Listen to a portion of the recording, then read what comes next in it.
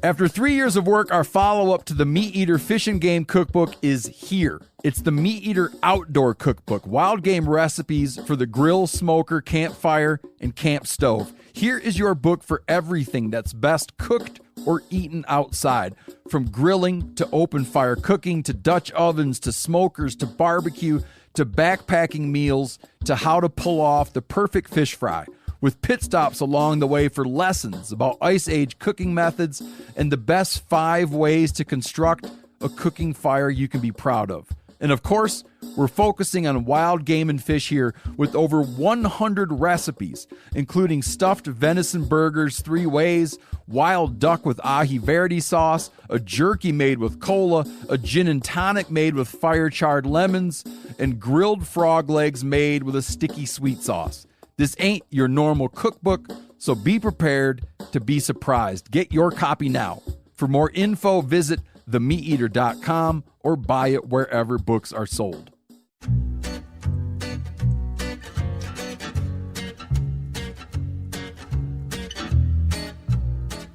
The Hunting Collective is presented by Element. I guess I grew up on an older road. Hey, everybody. Welcome to episode 139 of the Hunting Collective. Big show today. Say hey, Phil. Hello. How you doing, sir? Doing well. You have maintained your skepticism. We're just, before we hit record, you're skeptical of almost every decision I make on the show. I'm just here to balance things out. I am the show's devil's advocate. That's my job. Thank you. Well, thanks. The return of Janis, the Eagle Putelis, the Latvian Eagle Putelis. Hello, Jani. Good morning. How are you? I'm wonderful. I'm wonderful. Now, before we go anywhere, thank you to Element for being the title sponsor of this program. Jani, is this your first time trying Element? Yes. What do you give us your thoughts? Because you do a lot of running. I hear tell from Mary Magdalene, that you guys are going to run an actual race of some kind.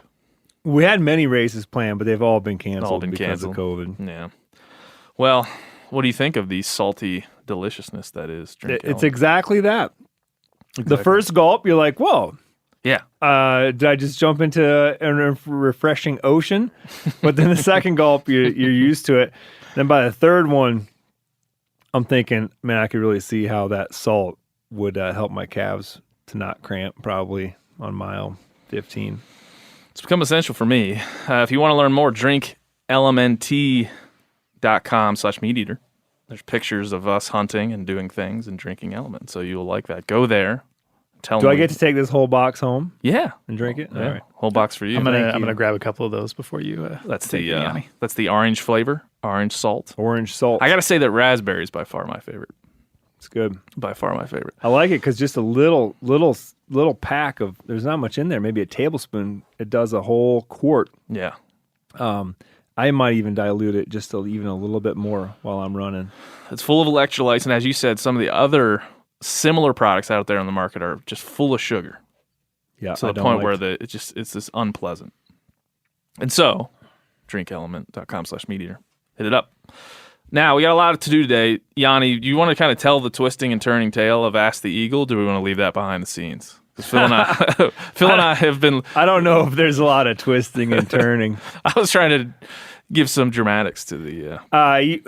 When you asked about it over email, I replied, and I used the word stasis. Stasis. I feel like it's a perfect descriptor. I would agree. It's just busy over here at MeatEater, and Ask the Eagle, it just was taking a little too much time. That's true. So we've adopted it here at THC. We'll swaddle it, take care of it, and help it to grow. We'll do as many Ask the Eagle segments as possible. Now, we're all busy. I do want to talk with you about the old fall hunting schedule, about what you're up to. So lay it out for us. What's the most exciting? Because I know you've had some things canceled, right? Like all of us have kind of... No, not right. No, Not really? Not yet. But I got to tell you about my weekend, man. I Please. went from the highest of highs to the lowest of lows. Kind of. I'm being a bit dramatic, but I was shooting field points. I sent you some pictures. Yeah. You're shooting good. Just like Yeah. 3-inch group at 40 yards, just feeling great. Look out, elk. Yeah. Threw on some broadheads and just Really? What broadheads?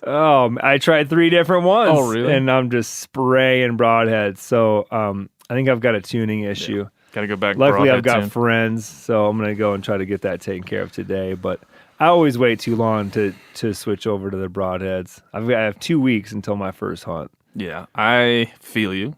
I feel like that's probably what most people do. Well, I don't want to say probably what most people do wrong, but it's a common occurrence. So I have gone to probably overcompensating and just destroying my targets by shooting broadheads earlier. Holy cow! Did they destroy targets? Yeah, you and I have been sharing some targets, but yeah, I probably do it way earlier. I doll out a whole pack of broadheads and destroy my targets in an effort to not be in the situation you're in, because I've been there so many times, so many damn times. So, But you know what? I'd rather be here than have a good shooting broadhead and not have my form and strength down, which is where I feel like really good. Like feel good? My draw cycle feels good, my release feels good. I'm shooting well. I just need to.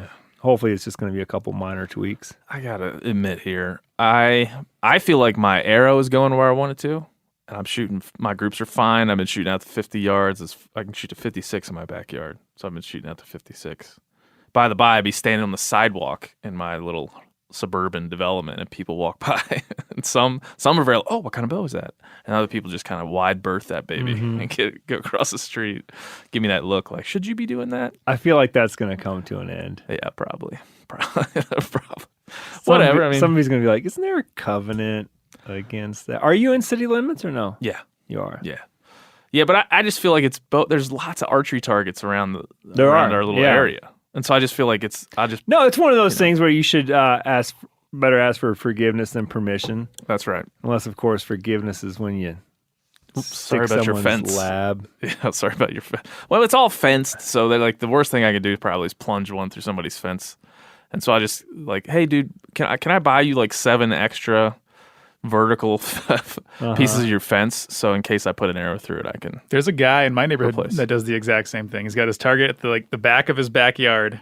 He has this massive open gate, and he goes to the sidewalk. Yeah, and shoots into his through the backyard. gate. Yeah, shoots through the gate. Yeah. Yeah. I mean, you got to do that. But I'll admit to I feel really good about accuracy, but my form, like my mental archery game, is so far off. It's off, and I can't. I'm to that point, and I have friends that do this and like serially do this every year, where they're just switching everything up. I changed my stabilizer. I put more weight on it. And that's where I'm at right now. But it's not that I'm shooting poorly. It's just I can't get comfortable. I can't get to the point where I'm not worried about something. And I think it's just mental. But I'm not. It's not that I'm jumping the trigger. It's nothing like that. It just feels like not comfortable. It doesn't feel. It's almost like you want to be not comfortable. Yeah, maybe. I've tried all the tricks that some of the experts have taught me over the years, which like I put a little speaker behind my elbow, my back elbow, and then I pull towards that. Like instead of to help you not jump the trigger, you pull towards that music. Just like send your elbow towards that music. You try to feel that muscle in your back pulling. I've done all that, and I've switched releases about 6 times. I have 3 different styles of releases. So I keep going back and forth. So anyways, anybody that wants to write in, thc@meateater.com and help me. Maybe this is kind of like the first Ask the Eagle practice. What would you do, Jani, to fix your brain? Oh, I thought you were going to say this is the Eagle Asks segment where you at. Ben and I are like, dude, we don't know what to do. When we call somebody and they help us. We call a listener. I like this idea. Yeah, we call a listener like, hey, man, we've been struggling. Well, we could call your boy John Dudley. We could. John Dudley's the man. He's a sensei, man. And I've never been more comfortable and never shot better when John was available, like when I could talk to him and say like, hey, man, what's going on? He'd be like, oh, we'll do this. Send me a video. And I'll tell you. And I think that kind of like, that thing has helped me to know what I'm doing wrong when I'm doing it. That doesn't help me always fix the thing. And that's one thing that I tell a lot of people that are new to it. The one thing, I'm not the best bow shot in the world, but learning from people like John Dudley and others, it's like now I know what I'm doing wrong. If I'm shooting low left, I can tell you I close my eyes and tell you where that arrow is going to miss. when I release that arrow, I'd be like, oh, that was low left. Oh, that was high right. Oh, that's dead center. And so at least you have that knowledge where you're not guessing why that arrow didn't go where it's supposed to go. Right. In terms of your form. So, maybe write in and help Jani with his broadhead problem. Did you shoot mechanicals, fixed, everything? No, I don't. I'm getting ready for an elk hunt, so I don't think I'm gonna shoot mechanicals at an elk. Yeah. I know people do with great success, but I think that'll be an enduring debate in the hunting world. Mechanical versus fixed. I've got a couple different fixed blades I'm messing with. Like I said, I think a little bit of bow tuning. I'll get there. Okay. All right. Well, let's give people a little precursor. Ask the Eagle. What is Ask the Eagle? Oh, that's right. Okay, that's where. I don't know how we got it. Oh, you're actually asking me about my fall. Let's take another step back. And then I took a step Tell me about back. your hunts. But you want to take? Okay, go back to my hunts. Middle step. So yeah, Colorado elk. I'm going with Jason Phelps. Oh yeah, of Phelps Games Calls, which is going to be awesome. Are you guys filming that? Nothing like having a dude that builds game calls calling for you. But the flip side of that is that if I shoot one, or if I get my opportunity, call for him. Then I have to call for him, and I have to really, make sure my game is on point. You feeling pressure? So again, 2 weeks before the season, guess what I did last night? Put an elk call in my mouth. But I will say that for me, making sweet elk sounds is a lot easier just to pick back up and shooting that bow. You filming that for MeatEater hunts? Yeah. Okay. Watch out for that on YouTube. That's right. Be out when they come second quarter of 21 probably. Next year when finally we're out of the pandemic. We're going to release those babies. Yeah. Let's see. What else do I have? I drew a really bitchin' Montana elk rifle tag, which I'll be hunting like late October. I got 10 days set aside for that. I'm going to have a big wall tent. Hopefully many, many friends come to help find a big bull for me. I'll come help you. Okay. Yeah, I'll be there I'll be there for the opener. Say the word. Bring your binos and a tripod. Easy. What else? Going to Wisconsin for a whitetail rut hunt with my dad, archery, which I'm very excited about. I'm going to swing around in a tree saddle for a whole week. You've been practicing your tree saddle, I see. Buddy. Yeah, I love it. Feeling good? Oh, that thing's great. Yeah. I think it's great. I got the knee pads set up going. Yeah, you really can shoot 360 degrees out of one of those things. And there's no drawback that I've seen that I can figure out yet. Like you can sit there. Last year I sat 2 full days during gun season in November in it. Super comfy all day. What I like about it the best is that there is no slack. You're always under tension. Yeah. So it's not like if you fall asleep or slip or whatever, there's going to be like this drop or this sensation of falling and then it picks up. You're just always under tension. So even if you slip out, you'll kind of, depending on how far you've leaned out from the tree, you'll swing back to the tree and that's it. It's very reassuring. Oh yeah. You just had to get used to trusting that rope that it's holding you there. Here's a long debate. Tree steps or climbing sticks? Man, I'm going to use sticks because they actually seem easier. Yeah. I mean, I don't know. There's probably new screws these days that go in super, super fast and you can zip right up there. That is satisfying when you get one of those things going. Yeah. It just starts rocking in the tree. Yeah. I should probably bring both. I'd bring both. I don't have any problem with putting a couple holes in a tree. Me either. I've had varying experiences both ways. Last year on the back 40, Mark Kenyon gave me these climbing sticks I was unfamiliar with, and boy, did I struggle. Because the tree was, it's one of those trees that had a serpentine pattern going. It was all, it seemed like it was way too loud. I'm like, dude, if I just had a handful of tree steps and I could just screw them in real quick, dude, I'd be up this tree in, 15 minutes. But instead of 45 minutes of banging these sticks against the tree, trying to wrap yourself around a big tree and then get the straps. But see, I think your problem there is that someone gave you those things like the hour before you were going into the field. Yeah, and you just yeah. So that's another debate. Right in THC@MeatEater.com. Maybe we'll do that for Ask the Eagle. But anyway, Any other big trips? I'm going mule deer hunting with Steve for an episode of MeatEater in Colorado for 4th season, which is pretty special. I've never gotten to hunt. And this year it's late, and so we're hunting I think it's the 18th to the 22nd of November. Wow. Which is way late for Colorado. So we should have some pretty good action. Cold. And then I'm finishing it all off, rounding it off with a trip to Arkansas for a double, where I'm going to go and do some raccoon hunting with Clayton Newcomb. And then after that, I'm going to do some speckled-belly goose hunting with Danielle Pruitt and Jonathan Wilkins of Black Duck Revival. Oh, really nice. Yeah. Hell yeah, man. That's a good time. And then a lot of MeatEater hunts episodes at all. All of them are MeatEater hunts. Well, besides that mule deer hunt with Steve. That's and what else? Oh yeah, I also drew a rifle pronghorn tag here in Montana. Not far, only an hour away. Screw you, Montana. I didn't draw anything. And then they were sold out of surplus. I know, crazy, huh? First time maybe ever. I don't know. Ever. Yeah, that's so. I had a fallback plan. Don't worry, everybody. I know you're worried. I had a fallback plan in Wyoming, so I will be bow hunting pronghorn here. Yeah. No, man, the demand is high.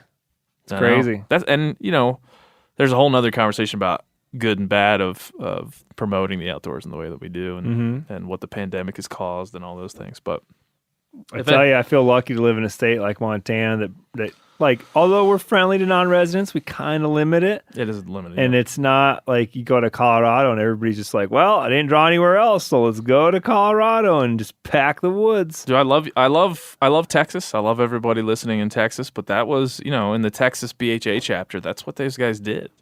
Most of them. We're going to Colorado. Yeah. Well, it's close too. It's close, right? You can zip up there really quick. It's pretty easy to get. It's decently easy to draw, but then if you don't draw, you can famously just get an over-the-counter tag.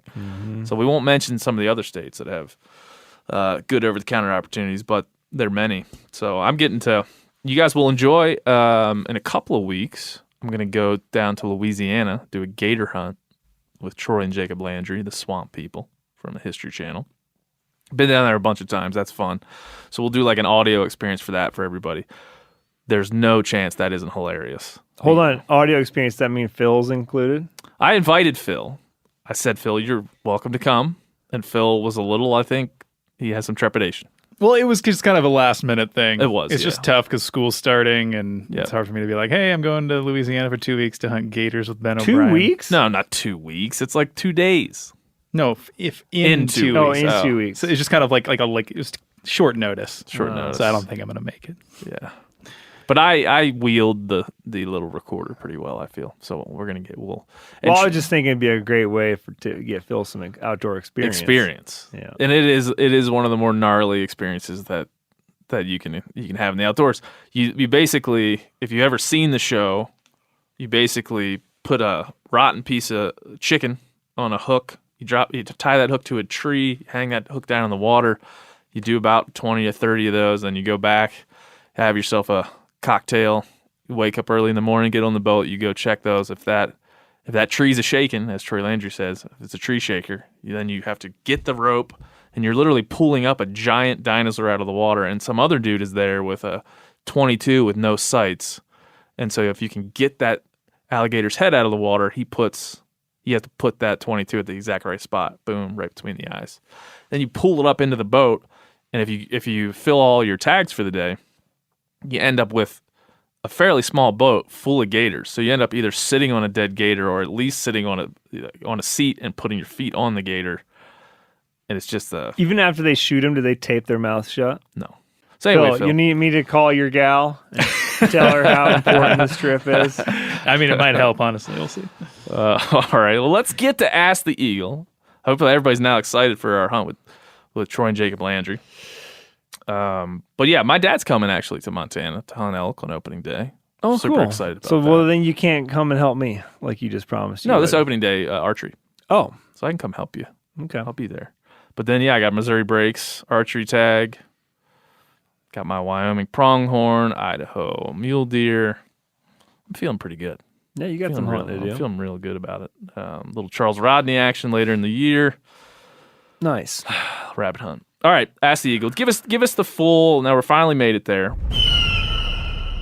Give us the full rundown of Ask the Eagle was going to be a podcast, and you did a few. Yeah, very much like recordings based on like a not an old timey. They still do plenty of them, but just basically like a call in radio show where folks would call in and they would just ask hunting and fishing questions to me, and do my best to answer them. Yep, and it's you got MeatEater hunts, you got MeatEater TV, all the stuff that you do. We just can't find. Maybe one day it'll turn into its own podcast. Yeah, we'll see. I'm hoping that we can breathe enough life into it that'll excite the. This will be fun though, just to do a couple here and there and plug them in. And... Yeah, as I told you, Jani, like every time we've had a listener on this show, almost every time, and Phil can attest, almost every time the listeners do amazing. These people are thoughtful, they're funny, they get our humor, they get what we're trying to accomplish, and they always come through. And so no pressure on Braden, who we're about to call, who wrote in. But we're going to do our best to answer questions. And we'll see where we get. So you ready to call Braden? No telephone needed. No. Skype. Hello. Braden, Ben O'Brien, how's it going, man? Hey, Ben, how's it going? Can you hear me all the way in Canada?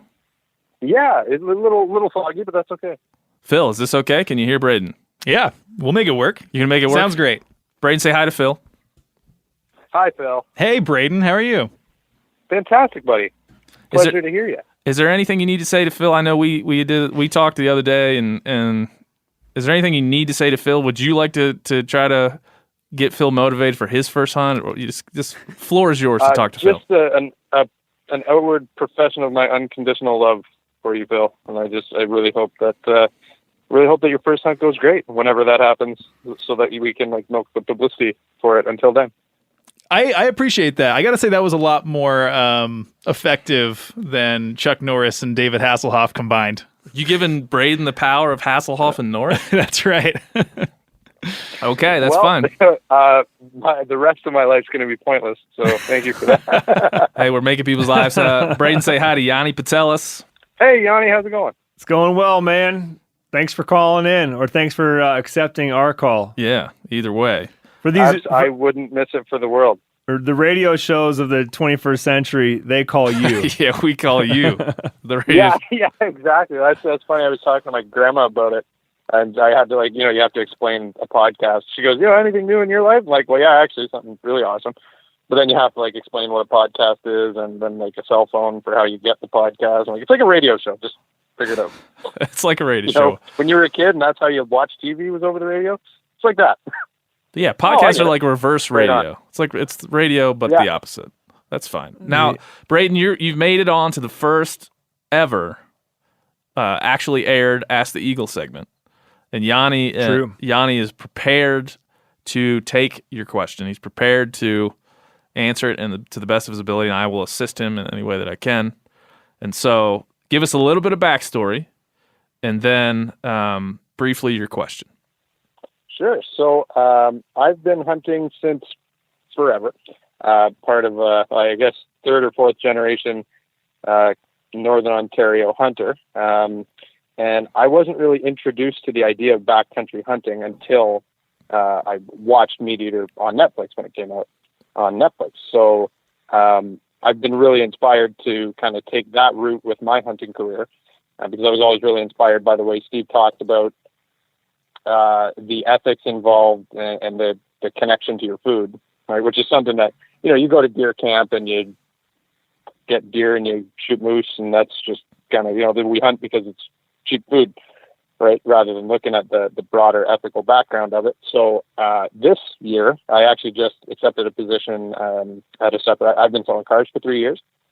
Just accepted a position in management at another store. So I'm going to be pretty short on time, so I won't be able to do the typical week at the camp. So I thought, this is how I'm going to get my backcountry start. I'm going to do a 3-day backcountry archery whitetail hunt on public land, of course, because you got it. So my question for Jani, and anybody really, is what are some things that you would suggest for a first-time DIY solo backcountry hunter? Anything, gear, lessons you wish you would have learned before your first hunt instead of on it or after it? Anything that you think would be important to know going into this? Yeah. How it sounds interesting, backcountry whitetail. It's something I've never done, but I should probably add it to my bucket list. How far are you planning on going in? It should be about 4 to 5 kilometers. That's kind of you got to get past the moose to get to the deer. They don't cross too much habitat up here, which I should mention. I would be going for moose if it were possible to get a tag, which it's not. It's right beside impossible where I hunt, anyways. So yeah, probably 4 or 5 kilometers in. Nice. How many miles that is. And you're archery hunting? Yeah. Yeah. Definitely bring an extra release. Yeah. Here's a rule. Okay. 2 is 1, 1 is none. That's right. There's a rule you must follow in the backcountry. Okay. There's a lot of items that you're always trying to figure out, like, if you're going to bring it, you need at least to have like 2 or more reasons or uses for that item, which is a good way to think about your, backcountry gear. And that prevents you from doubling up sometimes or having 2 items that are kind of doing the same thing. But the release, man, I mean, I've yet to lose one myself. I'm sure it'll happen someday, but I definitely saw over the years quite a few clients that would lose a release and not have a backup in camp, and so we would be forced to lose a day of hunting because we had to run into town and go and buy a release. So definitely bring a couple of those. But I was thinking about it over the weekend. We knew your question on Friday, so I got to think about what I was going to tell you. But I was thinking about my first solo backcountry hunt, and I was chasing elk around, and I just remember how heavy my pack was. And I remember like halfway through the first morning thinking like, you know what? This isn't going to really work with what I have on my back. Like I literally cannot chase elk around. So I'm either going to have to drop my stuff and make a camp, or I need to lighten up so much that, I can actually still chase with my backpack on. So that's something that you need to figure out is if you're going to like make a camp and then just, bust off with just like a smaller pack and come back every evening, or if you're going to try to be light enough where you can actually hunt with the pack on. So I don't know if you're doing ambush or spot and stalk or what your strategy is going to be, but have a plan for that because, I was in there with, I don't know, it was probably 55, 60-pound pack, and it was just impossible to chase elk with that pack on my back. That's a great point, too, about weight. When people think about, I've heard people throw out 80 pounds, and this is in terms of packing out an elk or whatever, which you probably won't have that issue with a whitetail. But if you're packing the whole thing out, it'll be fairly heavy. Unless I get a real tanker. That's right. But 60-pound pack is that is impossibly heavy to move around with. I don't care how much you train. Yeah, you can roll down the trail, no big deal, la-di-da-di. It's a nice stroll with 60-pound pack. But when you start getting off trail and jumping logs and trying to make quick moves to get out in front of an animal, it's going to be much different. But I'm guessing your whitetail hunt's not going to be there won't be quite as much chasing as there is in an elk hunt. What's your strategy for the hunt, Brandon? So where I'm going, I've only been there once, and it was a few years ago. But I know there are lots of deer there on other hunters' account. So that being said, I suppose I'll find some sign and try to hunt over it. But I did plan on doing some moving around rather than having a base camp, just because I'm not sure where I'm going to find the highest concentration of deer. Yeah. Now, are you gonna somehow get into a tree when you say hunt over it? No, I imagine a hill is there.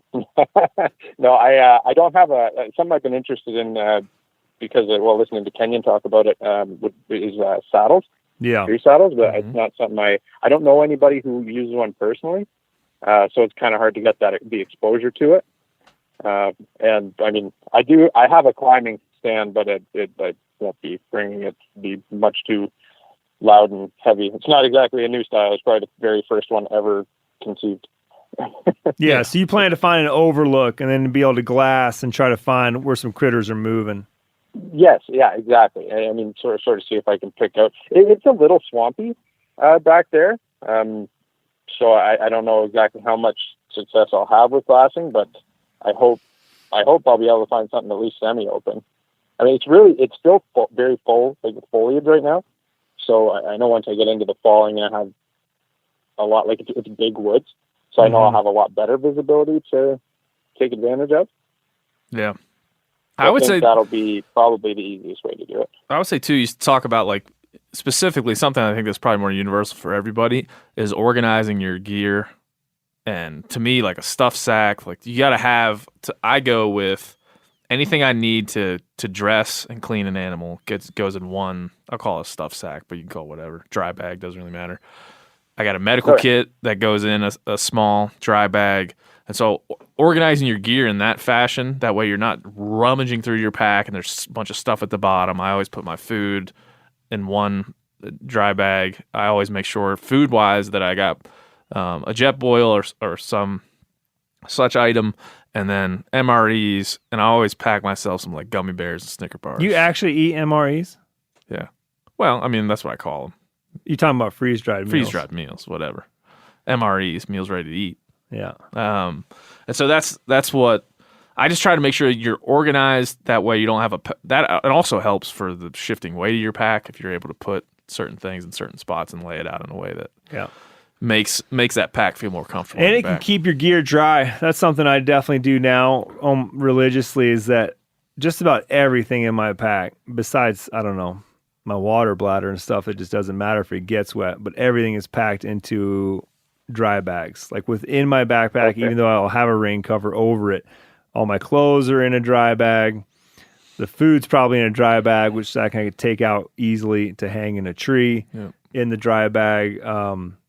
Obviously, your sleeping bag should be in a dry bag. Tent doesn't need to be. Nope. But I think did you say it's just 3 days? Yeah. Yeah, I would just, Well, 3 nights. 3 nights, yeah.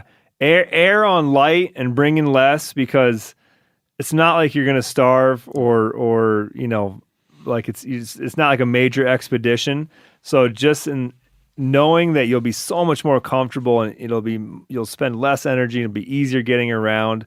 Go light. If you're looking at something and you're hemming and hawing about it, like leave it behind. Like don't bring camp shoes. Like just live in your boots for 4 days. You'll be fine. Yep. I was going to mention, I saw in your email that you're bringing a jet boil. I don't know if you've already purchased that or if you've already taken it out of the packaging. Have you? No, I haven't. And actually, it's funny because I had meant to go buy it after I got off the phone with Ben after work on Friday, not right after I got off the phone, but and I was thinking like, well, I better wait and see what they say. If they have like a recommended brand or anything. Yeah, man, I got a recommendation for you. We all just recently, over the course of this summer, I say we all, Steve and I forget who had one and we used it, and then Steve bought one, and then I borrowed Steve's for a trip.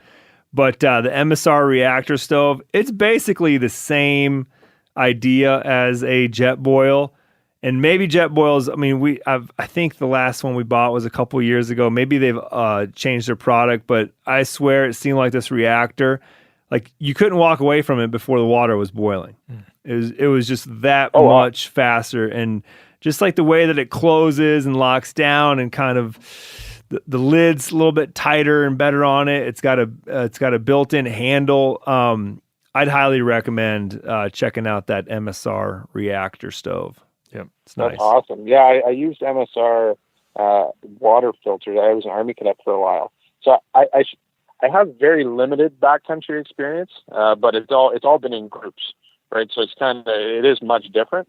Because I was an Army cadet for 7 years. I did an 18-day expedition through Algonquin Park here in Ontario. But yeah, I mean, that's different because you have so many people to carry so many different things, right? Where this is just me, right? Like, how do I itemize what I'm going to bring and that sort of thing? I'm not sure after. Well, and I would say, tent-wise, when we talk about tents where sometimes weight gets unwieldy. I carry the Stone Glacier Sky Air ULT. It's just basically a nice little tarp. You put you use as trekking poles, as tent poles. You tie it down to the ground. It's a nice shelter. It sounds like the time of year you'll be going, you're not going to be looking at a bunch of snow or any. You just be looking to get out of the wind, to get out of the elements. And this thing, it only weighs. I can look it up here. It only weighs 10.3 ounces, and that's a huge deal. So if you're only going in for 3 days, I think mine weighs 2.5 pounds. Yeah, so that's a big, sometimes a big weight issue. So anything else, Jani, as we give Braden all the confidence in the world to get going here? No, man. I think more than anything, you just got to go out there and experience it, and you'll learn from doing. There's no substitute for that. So good luck out there, man. I hope you do get a big one, but I would strongly consider, man. I know it's coming down to the wire, and it's hard to buy $1,000 worth of gear right before you go. But man, if I was going archery, whitetail hunting, just knowing how spooky those buggers are and how tough it is hunting them on the ground, you might consider getting yourself into one of them tree saddles. I've been shooting out of one the last couple of weeks, and boy, am I excited about using it this fall. Well, they look so much more convenient. Like, I mean, we all love a tree stand, but I mean, at the same time, it's not like I'm about to go carry a ground blind in there with me. So, I mean, that thing is it's so easy to pack around, it looks like. Mm-hmm. Yeah, like the pack I've got a Badlands 2200, which is funny because I read a bunch about it, and then I immediately saw one come up on Kijiji like the next day. I don't know if you guys have Kijiji down there. It's like Craigslist kind of thing. We don't. Some guy selling one to use it once, so it was like $100. Nice. $400 pack, 400 Canadian, which I'm pretty sure is like $20 American. Yeah, between that and the kilometers, we have no idea what you're saying, man. We're so confused. I'm speaking Greek. This is Well, I managed to pick one of those up, and I was just like, wow, score. So I'm like, well, it's like, and then you got to try to explain to the wife, like, hey, so I saved all this money on the bag, which means I get to spend this much extra on everything else, right? She's like, no. Oh. Well, I tell you, a 2,200 cubic inch pack, Brandon. You're gonna be tight, man. I've done it. I used to have that pack, and I did an overnight once in that pack, and I made it work. But boy, you're gonna have to pack light, buddy. Real light. That'd be nice. It'll force you. It looked big, when I was picking it up. When I started lining stuff up to put in it, it's like, ooh, I may have overestimated this bag. Yeah, for sure. Hey, quick question for you. Since you're a professional car wheeler and dealer, I'm looking at. Can you give me like a hot tip for making sure I get a good deal? Yeah. So I mean, at least this. So here's what I do. If I get somebody who's really grinding me down on price, I ask them what I'm allowed to make. What do I got to do? Because everybody wants your business. Everybody wants to put a deal together, and nobody wants to lose money. So if I was you, I'd say, look. Is that a thing? Let me interrupt you, Brandon. But is that a thing? Does anybody actually ever sell a car and lose money? Yep. Really? Yes. And you guys just make it up on another vehicle? That's right. Yep. And sometimes, I mean, it depends too. If you're working at a franchise dealer, you want to. Sometimes you want to get somebody. Say somebody's shopping out of town. So say if I work for a Ford store, and I've got somebody who I know lives in my town, and they bring me a quote from another town's Ford dealer, right? It's actually more detrimental to my business to have more vehicles running around with another store's sticker on it, right? Because they think, oh, well, that store's giving out great deals. So great that people don't want to shop at the local Ford store, right? So if I have a chance to keep somebody's business in town, I might take a dump on that deal just to, because you get it back in service, or maybe they'll buy a warranty too, and that might help you break even or something. You got to kind of trust your staff that way. But yeah, it happens. It happens more than you think too. A lot of the time, in 3 years of sales, I've taken plenty of deals that I shouldn't have. And it all really comes down to when someone's business is more valuable. If somebody comes from 3 hours away and they say, oh, my local dealer's doing this. Yeah, okay, we'll go there. I'm never going to see you again. You're not going to come spend money here to get your truck fixed. And you're probably not going to come back for your next vehicle. So, yeah. All right. So what's the hot tip? What's the hot tip when I'm wheeling and dealing? I would say if you can really nail down what kind of truck you're looking for before you head to the store. So say I've got it nailed down to like mileage, year, everything. I'm going used. I'm going for an old truck because I just love my 2000s. I have an 02 Tundra, and I'm trying to buy an 06 Tundra, which is the last year that they made that body style. I'm trying to find one with less than 100. Yeah, I'm familiar. Less than 100,000 miles. I want the crew cab. Needs to be 4-wheel drive. I don't care what color it is. If it has a topper on it, great. If not, I'll find one. But that's it, you know. I'd rather not have a limited version. I mean, leather's nice, but all the other bells and whistles I could care less for, and I don't need those running boards that I feel like are just going to get beat up in the woods. But I know exactly what I'm looking for. And you're a tall guy. You're a tall guy. You don't need running boards. See, I have a 17 Silverado, and I'm like 5 foot nothing. So it really sucks not having them. But if I was you, if you can land yourself on a particular unit, you know, say the Jim's Used Cars down the street has your exact Tundra that you know you want. Yeah. Just walk in, save the guy the time. Just say, hey, I'll buy this right now if you give it to me for $500 over cost. You know, and you know he'll.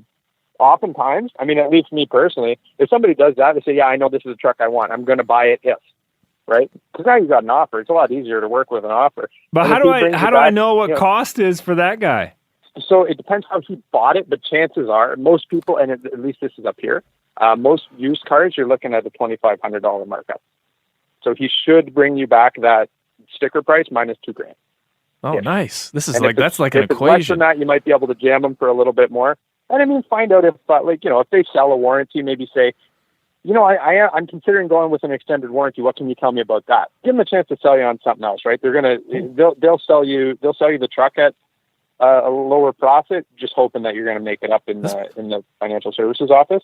Whether you do that or not doesn't matter. Doesn't matter. It gets you the price on the truck. This might be the most useful segment of THC of all time. Huh? I was just thinking the same thing. I don't even need a truck, and I'm about to go buy one. I'm afraid for Braden's life. Like he's going to get taken out by like a shadow cabal for divulging all these secrets. Yeah. No, who's the guy that got taken out over the morel recipe? Yeah, I'm that guy. By the end of the week. You're that guy. Well, thanks, Brandon. Man, I might be even test driving one this afternoon, so I'll apply what you've taught me and let you know how it goes. We'll report back on the next Ask the Eagle segment. There you go. Let me know what, or just post it on Instagram. I'll get the message. Right on. Well, hey, man, good luck on your hunt, and thanks for calling. Thanks, guys, and thanks so much for the opportunity to, actually talk to you guys. I really appreciate it, and I wish you well. I wish you well on your truck purchase, Jani, and Phil, I wish you luck on your first. Thank you so much. All right, man. Thanks. We'll talk to you soon. Good luck out there. All right. Ask the Eagle.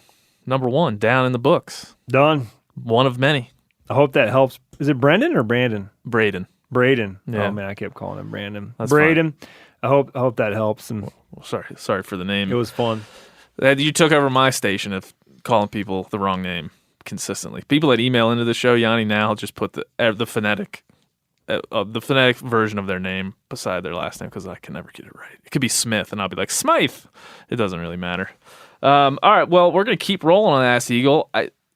Hopefully you guys got a little bit out of that. If you're going on a backcountry hunt, it doesn't matter if it's whitetails, doesn't matter if it's elk. There's always that. How do you pack? How do you, what do you do?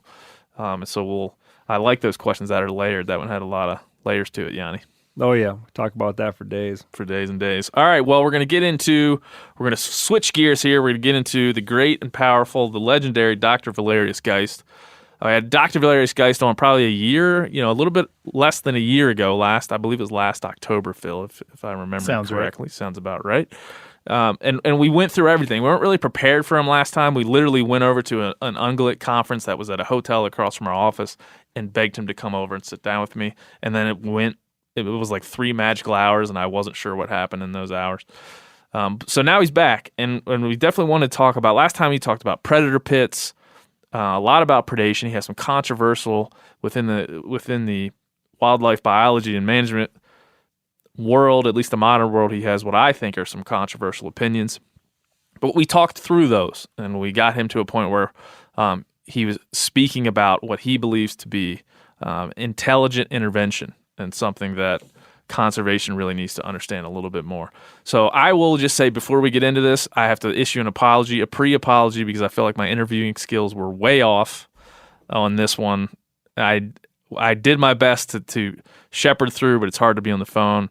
And Valerius just has so much in there that he wants to get out. And so we will I'll do better next time, Jani. I promise. I'm going to drink more Element and be more hydrated. Think more clearly. I Promise I'll do better next time. But anyway, don't let that dampen your enjoyment of Dr. Valerius Geist.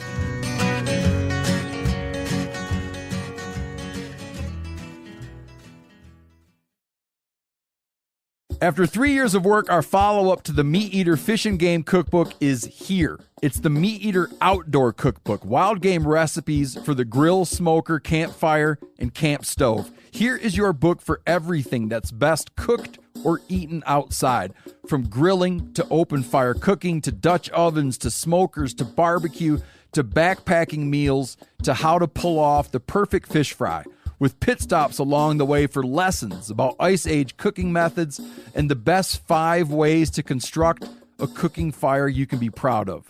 And of course, we're focusing on wild game and fish here with over 100 recipes, including stuffed venison burgers 3 ways, wild duck with ahi verde sauce, a jerky made with cola, a gin and tonic made with fire-charred lemons, and grilled frog legs made with a sticky sweet sauce. This ain't your normal cookbook, so be prepared to be surprised. Get your copy now. For more info, visit themeateater.com or buy it wherever books are sold. Dr. Geist, welcome back to the show, sir. Thank you. I'm looking forward to this. Yeah, very much so. First, I guess we should start by just saying, hope everything's going well in COVID. How are you over there on Vancouver Island? We're doing very well. The island is virtually COVID-free. I think we haven't had a case for a little while, but we're an island. And I am living off in the boonies, very far away from everybody else, so I'm very safe. And I'm treating this as a big vacation. What are you doing on your vacation? I know you told me the other day you were salmon fishing. What? I wish I could come over on vacation with you. My vacation? Well, I'm now 82 years old, and I'm working on a very big book on human evolution. That's a heck of a lot of fun. And I've been working at that for almost 2 decades. It's called Condemned to Art and Insanity, Our Natural History. I don't know if it'll ever see the light of day, because at 82 years of age, it's rather difficult to foretell when that bloody thing gets published. But anyway, I'm working on that. I'm working on all sorts of problems pertaining to wolf predation and wolf survival, and I've got several things in press and have also published things. I've been rather busy. Well, that's good to hear that you're busy. Tell me a little about the human evolution studies and kind of the core of that. I didn't expect to talk about that, but I'm very interested in the topic. Well, I published my first book on human evolution 43 years ago, Condemned to Art, and I retained an interest in human evolution because as a program director for environmental science at the University of Calgary, I was trying to find something that would unite in my lectures, something useful for engineers, for architects, for urbanists, for industrial designers, and so on and so forth. And I thought the best thing I could speak about is how to maximize health environmentally. So I started looking into humans, and I realized that evolutionary history has something to do with our current health status, etc. And the net result was that I wrote a rather lengthy book, which is entitled Life Strategies, Human Evolution, Environmental Design Towards a Biological Theory of Health in 1978. The interesting thing about it was this was an interdisciplinary piece of work. In other words, I went sideways into different disciplines in order to link things that were significant. And there were 19 reviewers of that book. And 18 of them wrote that they could not review it because it was too broad. It went so far beyond their own reading that they could not judge the scholarly validity of it, although it looked okay. So what happened was that the Springer Press, which finally published it, started calling other scientists that knew something about me and asked them about my reputation, etc., and on that basis they published the book. That tells you something about the reviewing process. Yeah, we're in publishing here too, so I absolutely know the hit or miss world of publishing. But do you feel like, as we move forward as a conservation community and a hunting community, do you feel like there's enough out there on these subjects of our connection with human evolution? As it's very much, yeah, indeed, because like it or not, we are an oxymoron. We're a meat-eating vegetarian, basically. In other words, our evolutionary history unfolds very much like that of other large mammals that feed on vegetation primarily. In other words, we're very similar in our evolutionary pattern to deer, to elephants, to horses, and so on and so forth, and not at all like primates. We differ tremendously from primates, but at the same time, we differ also tremendously from primates because we have had a long, long history of eating meat. And that is deeply, deeply ingrained in our physiology. So, as I said, we are an oxymoron. We are a meat-eating vegetarian. That's a good way to put it. I knew we were oxymoronic. I just didn't think of it in that way. So we display oxymoronic characteristics in lots of ways, I think. But do you, as you look at where we are, I know you said... yes. You're in your 80s. You're over there on Vancouver Island, but you're still working. You're still thinking critically about the conservation, hunting, fishing community. Yes, indeed. Where do you think we are today? I mean, you've seen. We're in a very distressing situation at the present time. Yeah. And that is because a rather malignant environmental movement has become politically dominant and is ruling the roost at the present time. The really wonderful system of North American wildlife conservation could not have existed, incidentally, except by the virtue that you had exterminated wolves in the lower 48. We are now learning that if you have uncontrolled wolf populations, you basically decimate wildlife to such an extent that hunting is indeed a questionable activity in the future. Yeah, that's one thing that as we've gone through since last time we talked, we've talked to a lot of folks who both, yes, I think, agree and disagree with you on wolves specifically. Well, it's not agreeing or disagreeing. There are certain facts, and let me allow a little bit to open up on what I've been doing lately, because I've got Please. Several things. For instance, I am right now writing a paper with a Russian ecologist who is probably the greatest ecologist on Siberian matters, and Lenny Baskin in Moscow. What we are seeing is in Siberia and in northern Canada and also in parts of Alaska, very large areas that are almost depleted of wildlife. There's simply biological deserts, and we've been trying to find out what was the reason behind it. So it's a lengthy piece of work in which my colleague and I are in total agreement on, and it turns out to be that the primary cause is a combination of wolf and grizzly bear predation. You see, wolves, under normal circumstances, were a rather rare animal because they were controlled by large cats, basically. We can still see some of that today. If you go to Manchuria, wherever there are Siberian tigers, there are virtually no wolves. And the Tungus, which honored the tiger greatly in the past, made sure there were lots of tigers around because that means there were no wolves and there was wildlife available for them. But if you destroy the tiger, wolves come back and wildlife virtually disappears completely. Now, you have in India, for instance, an interesting situation. Wherever you have large cats like tigers, like the Gir forest lion, like leopards, like snow leopards and so on, you have no wolves at all, or so very few in the north that they're considered endangered, you see? So what happened in Pleistocene extinctions is that the big cats here on this continent died out. We used to have lions here. We used to have saber-toothed cats. We had scimitar cats here. And even before that, we had Siberian tigers, believe it or not, in Alaska. And wolves are relatively rare animals in the fossil record. And what it shows is that once the natural enemies of wolves are removed, they are a very, very destructive element.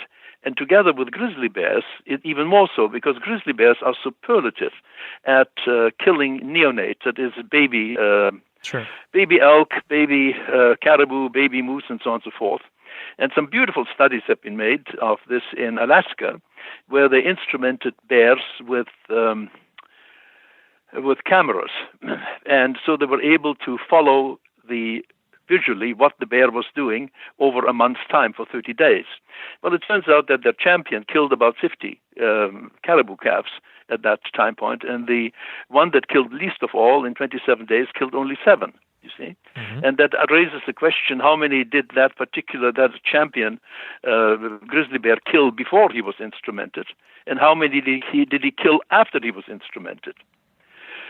So what basically we are saying is that when you have a combination of wolves and grizzly bears, you generate a biological desert which stays that way. There's very, very few ungulates available, and the grizzly bears do well because the vegetation is still available. Wolves do very poorly under those circumstances. They eventually virtually vanish completely. But the grizzly bear is able to keep the populations of ungulates extremely low by being able to hunt extensively during the time when they're giving birth.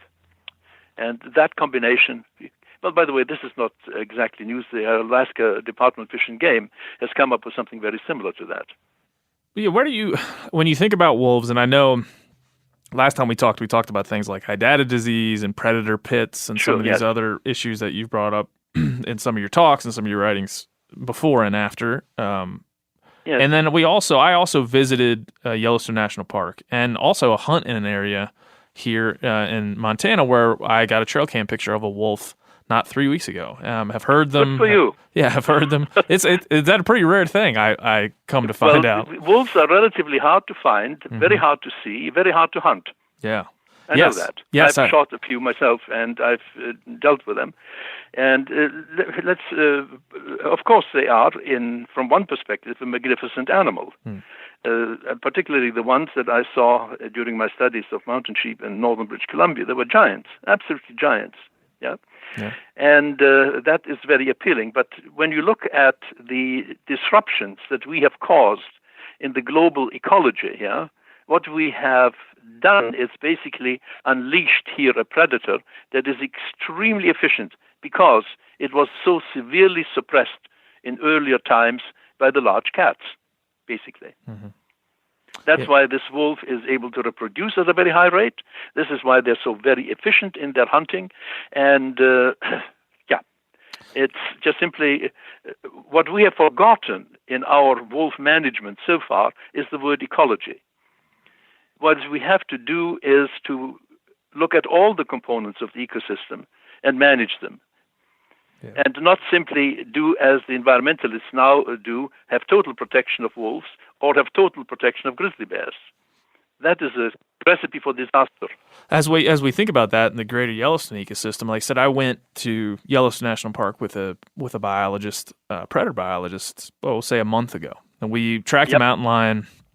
This mountain lion had killed 17 mule deer and elk, 15, about 15 elk, 2 mostly neonates, and then 2 mule deer, a couple of adults thrown in there. They're extremely efficient. Yeah. And as we're talking about this, I still find that this is why I wanted to talk to you again, because I know that there are some divergent views here, but I want to make sure that we kind of get to the center point of where do we really think wolves fit in, because the biologist that I talked to as we went through this, his appreciation for wolves on the landscape was absolute.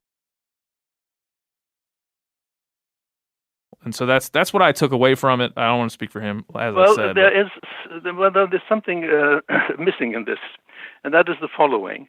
The number of elk before the wolves were released in Yellowstone in the northern herd was about 19,500. The total number came down to around 4,000 to 5,000.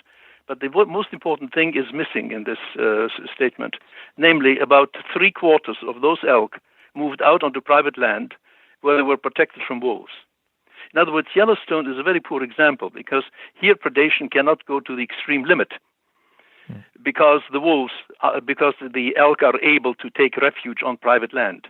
Well, Yellowstone is a very interesting example, and I'm very glad you've introduced wolves there, believe me or not. That may sound odd, but yes, indeed, because this is a time for us to learn, and to learn thoroughly about what is going on, and to take consequent steps. And I must say that the Alaska Fish and Game Department has gone the full length of it. They basically recognize, yes, we have in Alaska large areas in which wolves and grizzly bears keep the moose and caribou at a very, very low level. But that doesn't really matter because there's no people there. Where we require caribou and moose because people are there, we can control both of those predators, and we do. And that's exactly what they're doing. And by the way, I better tell you something else which is rather cute. I've been looking at human evolution, as you are aware of. Sure. And I noticed that it particularly focused my attention on the colonization of Europe by modern people and the decline and extinction of Neanderthal man that happened thereafter. But there was something that became rather odd, namely that the geneticists were saying that with the entry of human beings into Europe, the wolves went into a genetic bottleneck. And that always means that they were very, very severely reduced in number. And what happened next was, I found from another paper, that the size of the wolves after human beings, modern people entered Europe, became very large. They increased in linear dimension by at least 10%, which means they virtually doubled in weight. Well, so if you reduce wolves and you have an increase in giantism, well, that's what I experienced in the past. At the same time, the human population increased by about 10-fold to maybe 15-fold or more compared to the Neanderthal population. So you have here an interesting set of circumstances. The human population becomes very, very large, and all they're living on is primarily reindeer. 95% of the bones we find is reindeer bones. They also eat mammoth, they also eat horses and bison occasionally, but most of their food comes from the reindeer. So what the logical explanation is that these modern human beings, 40,000 years ago, came into the landscape occupied by Neanderthals, and the difference they made was they went after the wolves and controlled them. And the way they controlled them was, of course, first we can guess about that because the universal way to control wolves is to go after the wolf dens and destroy them. But at the same time, these early modern people in Europe had a cult of associating with lions. Mm-hmm. And something rather interesting followed. I began to look around what is the relationship of large cats with human beings. And I just told you the Tungus in Manchuria loved the tiger because they kept the wolves down. And in Africa, we discovered that wherever there are hunting dogs and lions love to ambush hunting dogs, kill them, carry them around like trophies, but don't eat them. And then there was a very interesting study which is documented and deposited in Washington with the Smithsonian Institute. And this was a study which is now impossible to do because the circumstances have changed, where Kung Bushmen in the Kalahari Desert lived around a waterhole together with a pride of lions. And humans and lions got along completely well. There was no predation on the lions. There was no killing by humans. There was a mutual respect relationship. When the anthropologists first arrived on the scene, the lions were roaring, didn't like it apparently, and they discovered the following morning that there were pug marks around every single sleeping bag of the anthropologists. They filmed an interesting situation in which the Kung had wounded and disabled a wildebeest with poisoned arrows. And by the time they arrived at the wildebeest, it was surrounded by lions.